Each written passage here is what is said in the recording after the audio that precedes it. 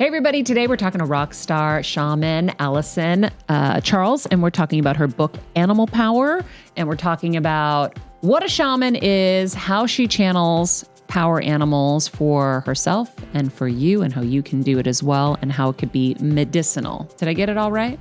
You did, and we share so many real-life stories and examples of how these power animals can be our greatest allies and supporters and teachers. I learned so much about you and your ability to resuscitate insects.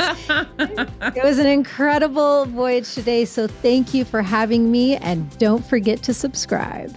Hey everybody, welcome to Better Together, part 2 with our interview with Rock-Star Shaman Alyson Charles. As you know, we did part 1 with her. We're talking about her book, Animal Power. In this part, she channels my power animals, and we really kind of get into how to apply this book a little bit more in depth. As you're seeing different animals come into your life, as something might stick out to you, you're going to hear some really funny things and some interesting stuff. So I think you're going to kind of wrap all of this up in this part 2 and really understand it, and then really be able to say, oh, okay, I think this is pretty cool. And I think that I can use this because that's how I feel. So without further ado, let's do this. Okay, well, I'm just going to get my rattle out. And of course, I already have your permission. So I'm just going to do a little tune in to see if one of the same animals wants to come forward and say more, or if a new power animal guide wants to come in. Now, I guess before I do this, do you want me to just call in general whichever animal that most wants to empower your life at this time? Or do you have a particular category of life you want me to hone in on for you? Whatever they want to tell me. Okay, cool. Let me see who wants to come in. 1 second. Stand by.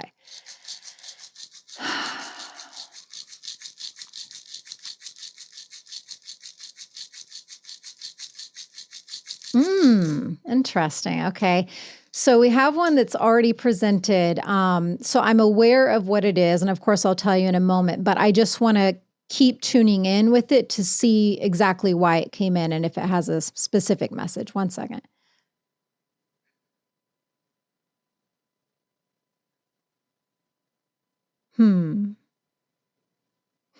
Interesting. So, I mean, when I said before that I was sensing this soul readiness or urging for you to expand more on the spiritual path or your spiritual abilities, did that turn your nose up, or did that resonate with you? It resonates 1,000,000,000%. Okay. Because this animal coming in, it has that same message. I just want to be totally honest with you. I feel your spiritual potency and your power and your gifts. And yeah, it's very, very strong. And I don't say this lightly, and I don't say this to, just anyone. There's something in you. There's some ability that you have, whether it's working with archangels or maybe you even coming out with your own oracle card deck or at some point. But there's something really magnificent and monumental that's specifically with spirituality and your spiritual gifts that is really ready and wanting to crack open inside of you.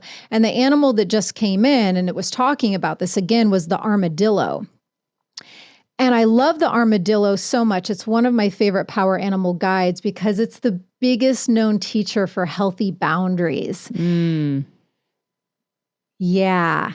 And, that's definitely one thing I've learned on the spiritual path is as I have allowed myself to be in complete devotion of infinite expansion into my gifts and just letting it all open up and move through me the way in which divine and great spirit wants it to, I have gotten really, really good at discernment and having healthy boundaries. And it's been one of my biggest saving graces. And so I think that Armadillo is coming in for you to be a supporter for you and with you as you commit more and more to opening up your abilities. It's going to, and I would recommend, if you are open to it, doing the power practice of both the elephant and the armadillo, because the armadillo, if you think of its shell, the power practice in there really helps you work with creating your own kind of protective shell around you. And I think that's going to help you feel in safer space to lean into more expansion with your gifts. But the Armadillo is an amazing guide to have. I love it. It's really grounded, and healthy boundaries. I mean, it's something that I wish more people would do more work around and to focus some efforts into in life, because it's a game changer. Yeah, that's really interesting. I had a medium that connected me with my mom, who's like, "You're really, really psychic." She's like, "You need to like really lean into it." She's like, "If you want to lean into it and learn more," but it's something that I don't know a lot about. I just know that in that period of time with my mom, I was able to cultivate a lot of skills and a lot of just direct, okay, boom, boom, boom, boom, answer question, and complete faith when I heard. Maybe at first it wasn't, but then I was like, oh, okay, thank you, I got it. And so I know there's something there. I don't know what it is. I don't know how to cultivate it. So if somebody is listening to this and they're feeling the same way, what is the guidance there? What does someone do? Well, it goes back to that first book that I thought I was going to write on surrender. And I don't want to sound like a broken record, but it really is. I used to have an online course with 9 different guided shamanic journeys, and one of them was all about surrender. And I actually had a surrender statement. And if you want me to, I can email it to you. And if it resonates, then you can speak it out loud. But when we get to this place where we have clarity like you do, where you can tell there's something bigger inside of you that's ready to get opened up, unlocked, but we don't know the next step to take. If we can it sounds so simple, but 9 times out of 10, when we actually get to the place where we're ready to speak to God, Goddess, universe, Mother Earth, whoever it is you want to speak to, and we're there in that moment and ready to open our mouths to say, okay, Great Spirit, okay, my beautiful divine soul, okay, Great Mother Earth, I'm ready to get out of my own way. Show me the way. I want to surrender, my life and path to you. Once you get to that place, it really does start to conjure up a lot of stuff. Your ego will start to kick in.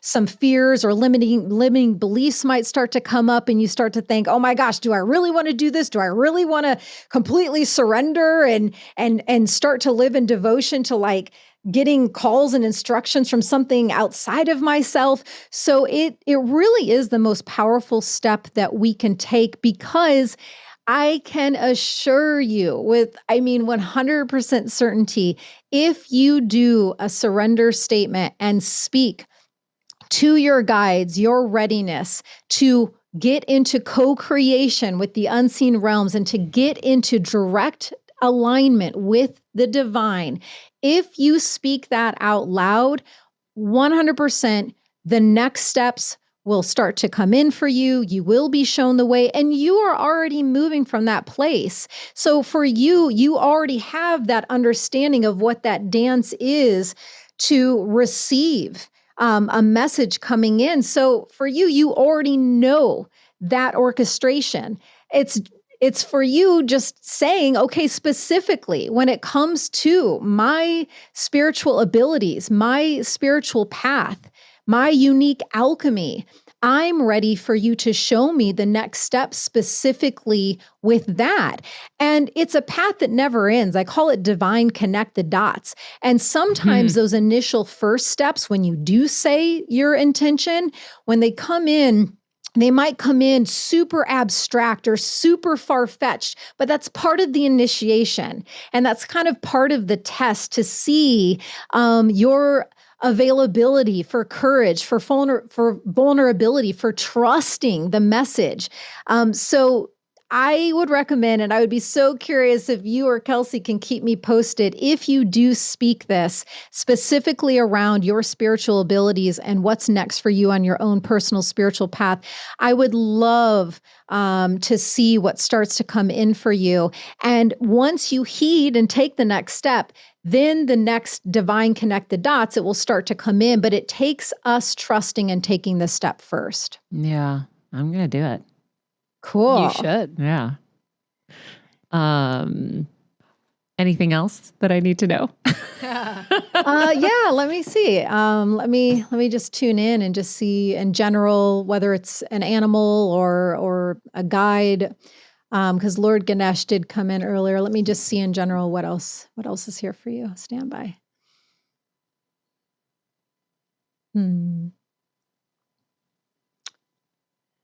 So healing power of colors just came in. For some reason, pink is coming in, so that could be a good one today or in this next week to focus on in your meditation. Or I don't know if you have an altar space, but maybe bring a pink candle in or something in your home that's pink and have it at the center of your altar or the center of your meditation. For some reason, every color, just like animals, has different healing attributes and properties. And the color pink came in to support you for some reason right now. So I recommend that. I feel like there is one other thing trying to come in. One second. Okay. And you did say nothing's off limits. So I feel in safe space to share. Yeah, your husband, your relationship, your dynamic with your husband, it came in this morning. I just didn't bring it up. And it also just came in again. So I'm like, okay, finally, I'll say it. Let me see exactly what the messaging is. Okay. Okay. I don't mean to laugh. It's sweet. It's, so, and it's all good, but I will just say, because you do have a strong spiritual potency within you, as you start to unlock it and open it up even more, it's going to liberate like the Maria, wild woman, ancient, medicine woman, high priestess energetics that have been stored within you. In your light grid, in your light body, in your chakras, like all of that medicine has always been inside of you. And as you open yourself up more, all of that potency, that wild woman magic and potency is going to start to open up inside of you as well. And so whether that's just having a chat with him, before or as you feel it conjuring up, but just so that you two are kind of on the same game plan and page in terms of, because safe space keeps coming in for you as a theme. Like, I think your gifts are really going to come online and open up the safer you feel to let them open up. And a husband is obviously a primary relationship in your life. You guys spend a ton of time together. And I think the more you feel safe, that he has an awareness of this desire, and that he's on board to perhaps hold a different level of space for you as you expand. Whether it's unconsciously or consciously, that's going to give you and your soul more permission to do what it really wants to do right now. So I don't know how spiritual he is, how open he is to, things like we're talking about, how open he is to you, opening yourself up to the spiritual path. But yeah, I think the more he's willing to and even if he doesn't want to, work with my book and he doesn't want to go on shamanic journeys, that's fine. As long as he's open to maybe holding a bit of a different space for you as you expand in this way. I'm curious, do they think he is or he isn't open? Well, okay, let me see. Okay, let me see. What's his first name? Kevin. Okay, one second. Wait, well, okay, so here's the thing though. I don't want to fully access in about Kevin unless I know Kevin is okay with me doing that. He's cool. Go for it. Okay. We can call him for full permission. We can get him in here, but... Okay. All right. So you're sure. All right. Okay. One second.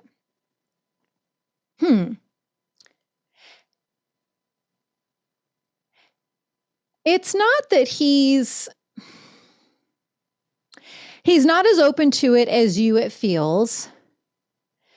And he has a little bit more of logic, and I feel he has a little bit less direct experience with the spirit world and these types of alchemies that you and I have been talking about. So hang on. It's not that he's not open, and he does have the ability, if he wants, to expand into greater openness. He's just a little bit more skeptical. And I think there's one more thing trying to come in. One second. It's almost like I could hear him laughing if you go to him after we're done, chatting, and you're just like, okay, so, I want to talk to you. Like, I really want to open up my spiritual gifts and abilities. Like, what are your thoughts on that? I see him kind of laughing and chuckling, and him saying something like, well, what are we talking about here? Like, what are you going to turn into, some witch? Or like, and he's not saying it to be mean, and he's not bashing spirituality, and he's not bashing witches. It's just, these ways are he's not totally directly connected into them yet. And so they just seem a bit more foreign. So it's not that he's not open. It's just a little bit more far-fetched and foreign than it would be to you or me. Yeah. I'm like a notch ahead of him on the journey. But what I do know is he is going in those directions, and he made a conscious effort years ago. He's like, if I don't grow with you, we're going to grow apart. So he's made the effort to keep on the journey. And when we were watching the OA, did you ever see the show, The OA? I did watch some of it. He used to call me the OA. He's like, you're the OA. And I even forget what the show was. I just know it was like this girl, she had like some power. I can't remember. But he used to call me the OA, and I know that he's starting to study like Stoicism, and he is on his path. So I think you're definitely getting his like Boston, like macho-y kind of side. He has both sides, but he really is tapping into kind of spirit and stuff like that. So I think it's going to be interesting. I can't wait to go have him laugh at me when I tell him. Yeah. I saw him. He got a big beaming smile, and he was just kind of chuckling. He was just like, well, what exactly are we talking about here? Like, what are you trying to tell me, kind of thing, real quick, there was one other thing that was trying to pop in. Oh, and yeah, exactly what you just shared, that really can be all we need is just a partner. I mean, the fact that he even said to you however many years ago, like, if we don't grow together, we're going to grow apart. And he's already exhibited a willingness to expand and transform and evolve. Like, then if you got that recipe in place, then you're good. I find, from personal experience, the thing that creates the demise and breakdown of situations is when one person or the container that holds the relationship is stuck and unwilling to expand, and he's willing to expand. So you guys should be good. Thank goodness.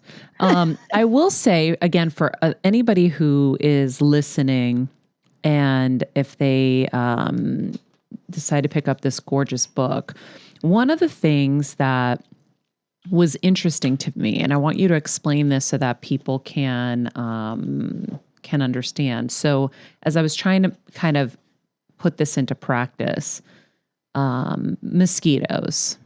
I flipped and I saw mosquitoes, and I'm like, okay, what the frig? What could they possibly do? And so mosquitoes represent what? Birth, clearing energy, vigilance. They're small but profound. Oh, they are. They're my biggest nuisance in life. Foundational change, perspective, resolving. I have been terrified of mosquitoes. I always say, you could throw a bear in front of me. I would like have him on his back and I'd be giving him belly rubs. A tiger, a lion, anything. A mosquito, I used to be terrified of them. I'd sleep with the lights on at night growing up. When I moved to LA, I was so grateful there were no mosquitoes. In 2016, I just found out mosquitoes came to LA. Mosquitoes have been a massive problem. Are you in LA by chance? I was, and I'm aware that they started to come around more. We used to not have them in our backyard. We were in Laurel Canyon, and then all of a sudden there were mosquitoes everywhere. Yeah. So 2016 was the year, apparently. So it says here that I think it was, if you're experiencing a challenge, wait, let me see. There was something else. I'm trying to find where it was. Annoyances, skill feed, positive attitude, stop taking things seriously. When I show up, I often foretell of great foundational change that will be occurring in your life. Remember, all is meant to serve and ascend you. That nailed me because that was the year my mom was diagnosed with brain cancer. And these fucking mosquitoes wouldn't stop. And they haven't stopped. And I keep thinking I have to move out of here because I can't be around these mosquitoes. I can't be outside. I want to be in nature. I love nature. I love being outside. And that's why I love my house. I don't want to be in my house. I want to be outside in my yard. And I can't because of these damn mosquitoes. And so when I looked back and I said, oh, they came at a really pivotal moment of foundational change. It just kind of, it shows you when something is like loud, it means something. So if something like that is happening to you, go into the book and look at it and see what it could be telling you. Yeah. Wow. I mean, honestly, my heart is just exploding hearing you share that example because it really is a profound example. And I want to thank you for working with Animal Power Book with such honor and reverence, because the fact that you leaned in the way that you did, the fact that you let yourself just randomly open to the page. And here's the funny thing, you randomly open to mosquito, and what you could have done was instantly say, oh, nope, can't stand mosquitoes, and shut the book again and open it randomly again to bypass and to jump past the mosquito because they're annoying and you can't stand the fucking mosquito. But you stayed with the mosquito and you're like, there's that darn creature. Okay. And like that example you shared might seem small to others listening, but to me, I'm like, oh my God, it exhibits and exemplifies so many of the most important ways to walk the spiritual path.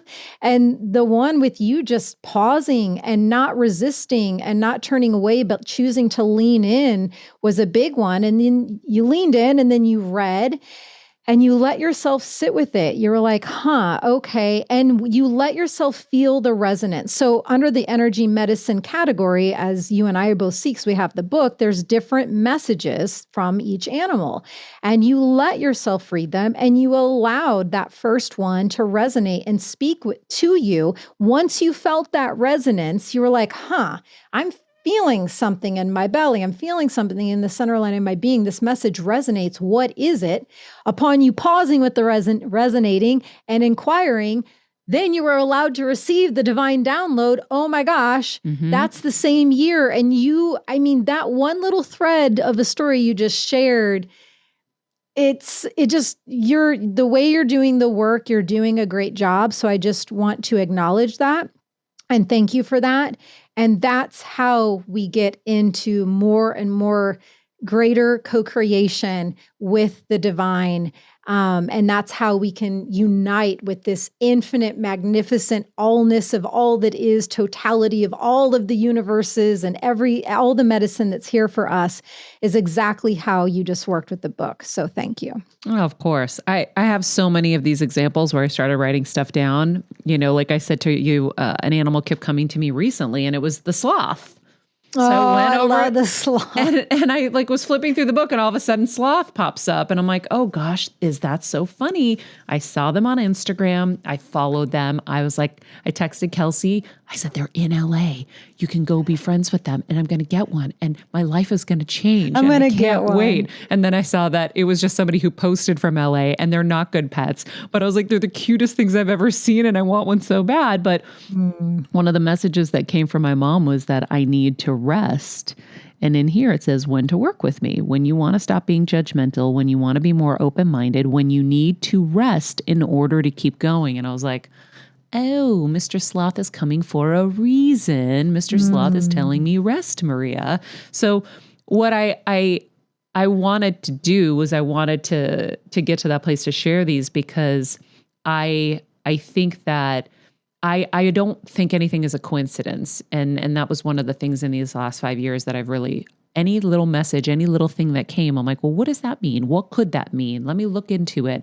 Whether it's a dream, I know a lot of people love dream analysis, or, you know, I think Kelsey probably told you I resuscitate insects and she animals. did indeed. So I've been saving animals since I was little, but insects was a whole new realm. And it was an inadvertent moment with a cricket where I basically gave him CPR with a leaf stem and brought him back to life. But the cricket, I swear to God, and you're probably the only human that would really believe me and understand me. The cricket comes back to life and I'm like, holy shit, thing was totally dead. So I put a leaf under his antennas because his antennas were stuck on the water, on the concrete. And he had, you know, died inside the pool. He was in the middle of the water and I flushed him up and I put him on the concrete and he was dead.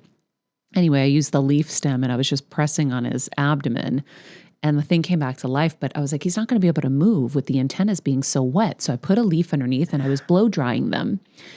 And then when they dried, the cricket got up, started walking away towards this cabana door, turned around, came all the way. Now I am standing in the pool and I'm almost like eye level with this cricket. And it got up on its like hind legs and started doing this in my face. And I was like, he's saying thank you. And I'm sitting there thinking, I am insane. And I'm all alone. No one's ever going to believe me. My husband jokes. He goes, don't ever tell that story to anybody. They're going to think you're nuts.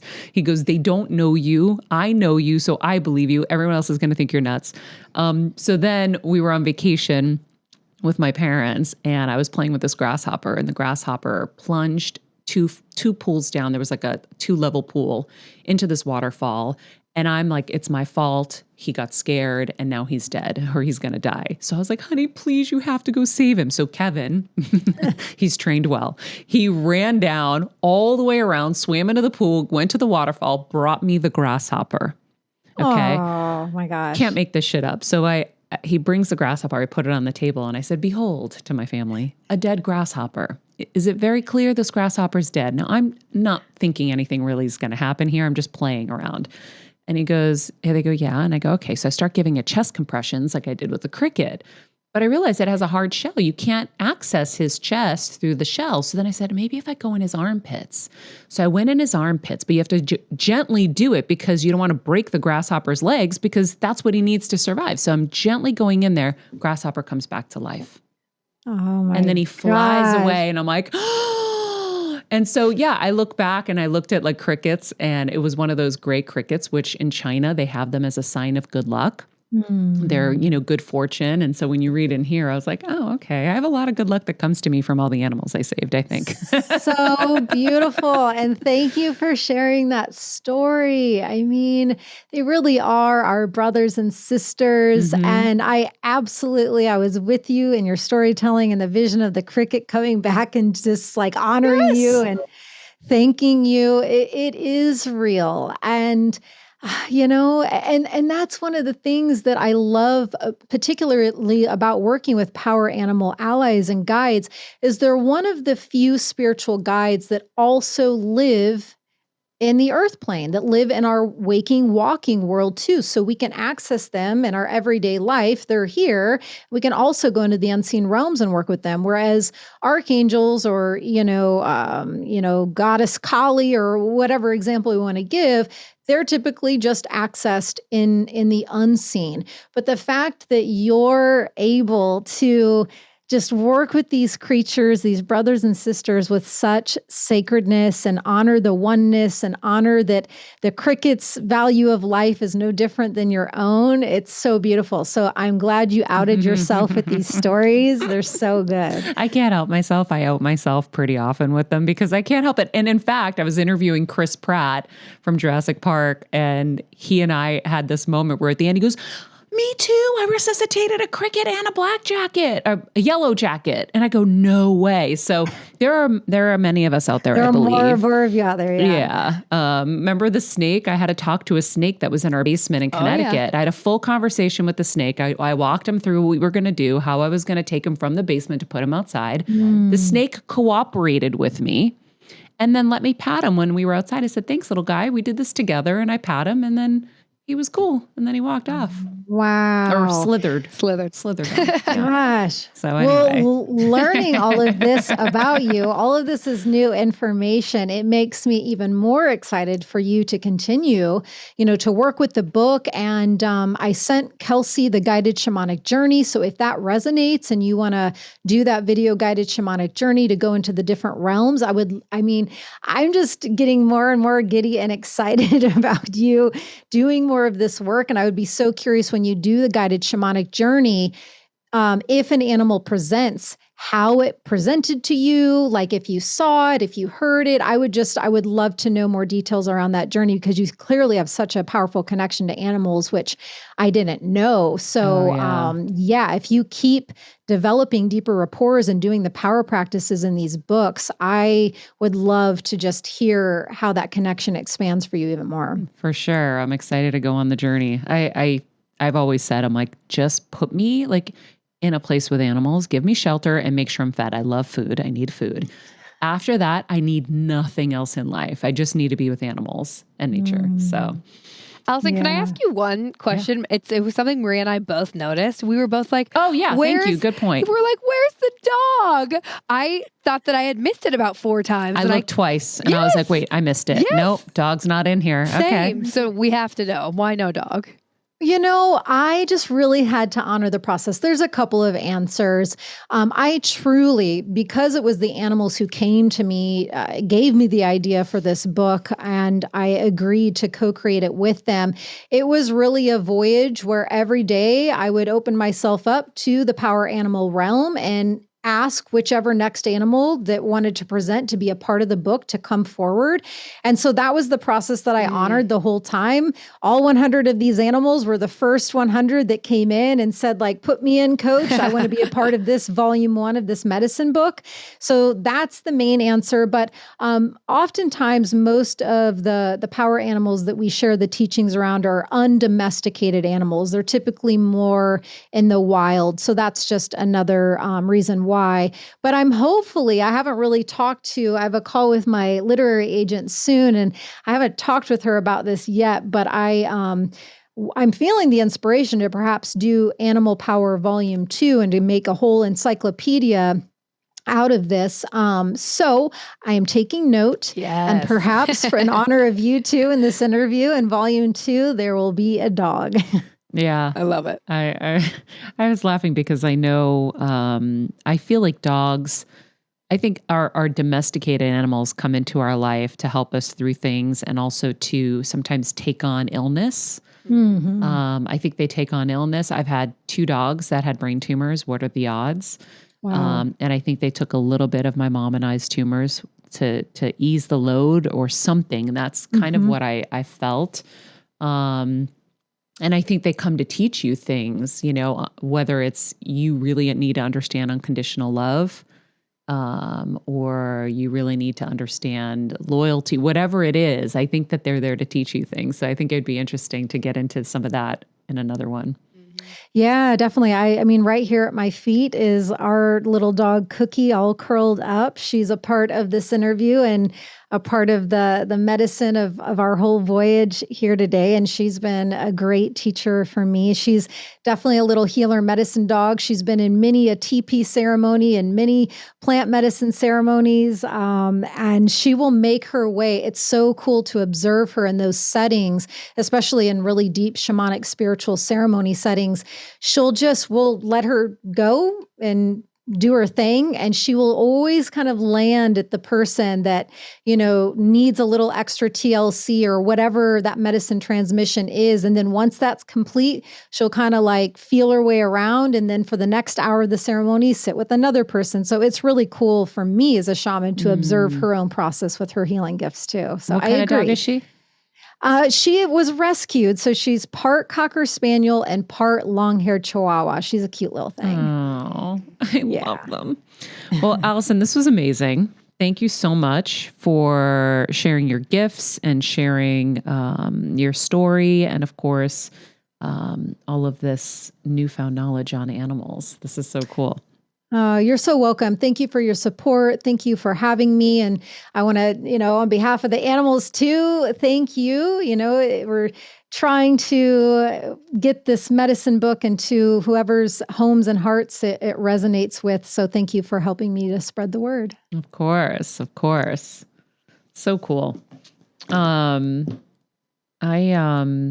think this is such a cool book. You did such a great job with the illustrations. I mean, obviously, your partner in crime there, William with an N. Yeah, William did such a great job. It's beautiful. So. Yeah, it was a long process to. The artist was a huge decision for me because embodiment. I teach.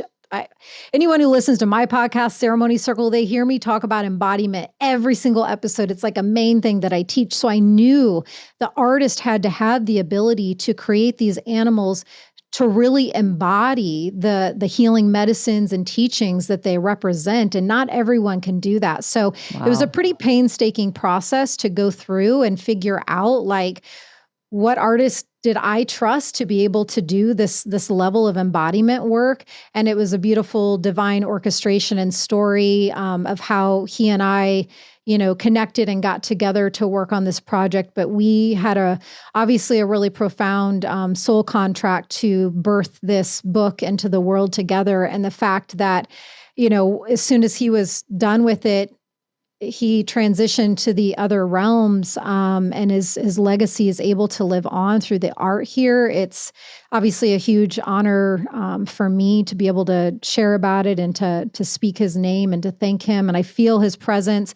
One little last bullet point on that. The day that I got the news that he had passed, I was obviously really shocked and heartbroken. And I went out on our balcony to just speak to him and acknowledge him and honor him and thank him. And within a few seconds of me going out on the balcony to do that, this massive hawk flew just off to the right side of my head. And I knew that it was him. And so he came to me right away in the form of the hawk. And so we took his illustration that he did of the hawk, and we did create some limited edition hawk posters to honor him. And at the bottom, I share the story of how he came to me in that form. So I still feel him. He's still a part of this process.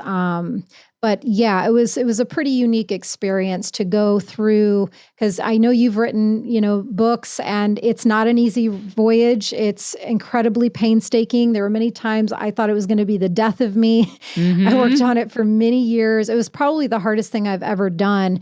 So the fact that he and I went through that together, we obviously have a strong bond, and I feel him a lot in the other realms. Cool. All right. What do we think, ladies? Okay. I have to tell you my crazy story with the book. You ready? Because I was like, I'm so glad you asked so many of those questions too, to like clarify for people who are going to be like, I'm sorry, what? Because when you did, I feel like it really, like opened everything up and just made a whole lot more sense. But when I was reading it the other day, and she talked about your core, it's like your core power animal. So the idea that we're born with one animal that kind of like supports us from birth till death. And there's other animals that come in and help you along the way, but there's that one core one. And I was like, oh, I like sat there and thought about it for a second. And I was like, oh, mine's definitely a hummingbird. I've had like many a crazy experiences with hummingbirds. And so then I go and I'm like, well, okay, let's just have some fun. I'm like, okay, calling in my little core animal, close my eyes, randomly flip through the book and stop on a page that felt right. And I opened it, hummingbird. Stop. I swear to God, Maria, it was like 10:30 at night and I'm like freaking out alone in my bed. Like, what?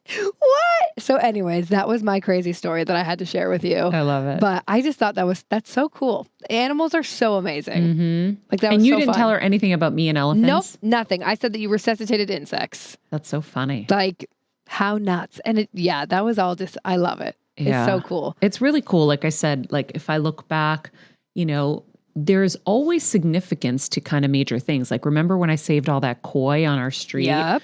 Like I'm going to go back and look at the koi stuff now, or the mosquitoes was something I started connecting. And then there were more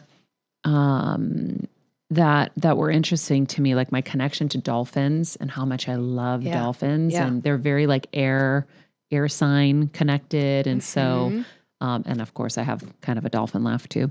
So anyway, I think it's really fascinating. And like I said, I think, it's nice to express some healthy skepticism so that, you can get the answers you need to go one way or the other. Yeah. And so I think it's really fascinating. I can't wait to do the journey. I know. Me too. Send them to me today. I will. I'll resend them. do Yeah. them. Well, the funny thing I was going to tell you too is when she was talking about your pink and your rose quartz crystal you brought out, I have been sleeping with my rose quartz. I always feel like I get like secondhand energy like from you. I'm like, oh, that's interesting because that kind of made sense to me. I'm like, I've been sleeping with my rose quartz on me.